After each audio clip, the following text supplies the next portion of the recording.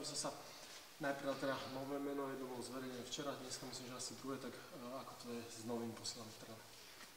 Tak jedno bolo včera zverejnené meno Krizmanič, dneska nám príbudne druhé meno, je to krídelník Burg, ktorý prišiel zo Švédska a pôvodom je Jamajčan.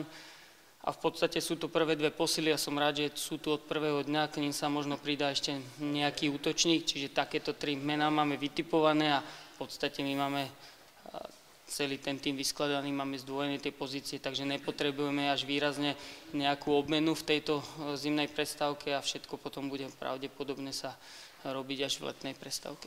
Čo sa týka toho chorvátskeho stredopoliara a toho hráča zo Švédska a hráča smerom dopredu, ofenzívna sila a zvýšenie?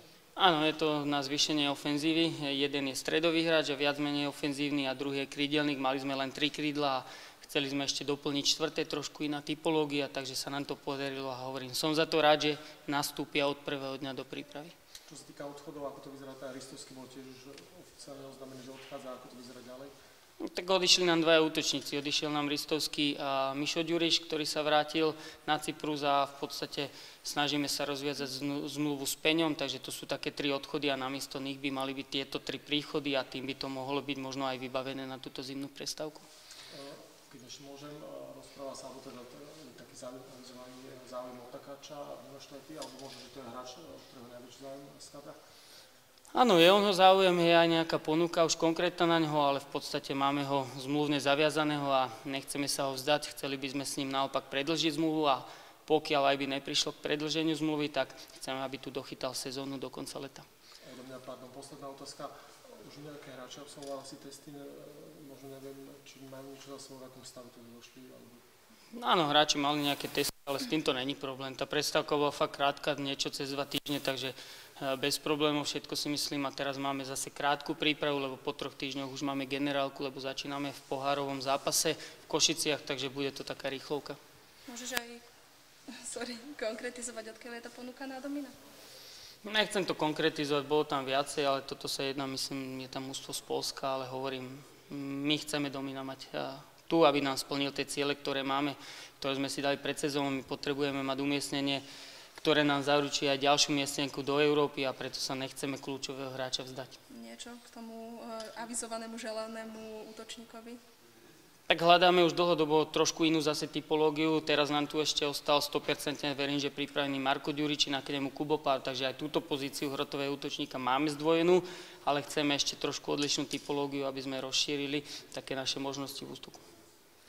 Na konci tej jesenej časti vás do veľkej miery trápili zranenia, alebo že tí hráči neboli v takej forme, aby mohli okamžite naskočiť a odtiahnuť celý zápas. Za tie 2 týždne sa situácia zlepšila, aspoň na základe toho, čo viete? Áno, čo mám informácie, všetci idú do tréningu, takže mali by byť bez problémov pripravení. Niektorí budú možno ešte pár dní potrebovať nábeh, ale len minimálny nábeh a všetci sú 100% zdraví. Okrem tej trojice, čo už odišla, ešte to vyzerá na nejaký odchod? Že niekto možno, okrem teda Takáča? Ťažko povedať, že možno či niečo vyskočí alebo nejaké hosťovanie po prípade pre tých hráčov, ktorí menej hrávali, ale nepredpokladám, že nejaký pohyb ešte výrazný bude, pretože to mužstvo je vyskladané, si myslím, že fajn a my sme s ním spokojní a hlavne sú tie pozície zdvojené. Na prípravu máte netradične iba mesiac. Čo na toto hovoríš, na takéto obdobie? Je to nové pre mňa ako trénera aj pre hráča. Nikdy som to nezažil, takú krátku prípravu, ale myslím si, že z pohľadu toho, že bola krátka aj tá pauza, tak tí hráči absolútne nič nestratili ani z nejakej fyzickej pripravenosti alebo nejakej silovej zložky, takže si myslím, že postupne na to nabehneme, za 4 dní odchádzame na Maltu, kde budeme 2 týždne a budeme sa chystať na ligu a na pohár. Platí ten oznámený program zápasov, alebo ešte vám tam niečo pribudlo? Platí, dali sme tentokrát menej zápasov, pretože predtým sme mali trošku s tým problémy, tak teraz ideme do menej zápasov, aby sme trošku kvalitnejšie mohli a bez tých zápasov aj potrénovať a verím, že to bude dobre nakombinované. Ešte sa spýtam na brankára Šulu, ktorému tiež končila zmluva, či bude pokračovať alebo nie? On má tuto ešte, myslím, pár dní zmluvu a potom je to na dohode. Toto sú otázky, ktoré fakt neriešim, lebo do brankárov sa nestarám, takže toto je otázka na trénera brankárov. Ešte niečo by som zapýtal, je stanovený jasný cieľ teraz na jar, čo týka pozície v tabulke, alebo ako to vnímaš? To bolo deklarované už pred sezónou, není to teraz o tom, že ideme hrať 2. alebo 3. miesto, alebo čo, v podstate chceme miestenku, ktorá nám zaručí Európu a buď to bude cez pohár, alebo to bude cez našu ligu. Myslím si, že rozohraté to máme celkom fajn, aj keď môže to trošku klamať, lebo 7 bodov, za nami sú tie 4 mužstva, ale podľa mňa to neznamená nič, všetko sa bude rozhodovať v tej prvej šestke a zase 2 body na Žilinu. To je prakticky jeden zápas po prvom kole, už to môže byť úplne ináč, keďže hrá Slovan so Žilinou. Takže uvidíme, bude to tento rok náročné, bude tam viacero mužstiev, ktoré majú určite ambície hrať v Európe, ale my sme jedno z nich a potrebujeme a verím, že to splníme.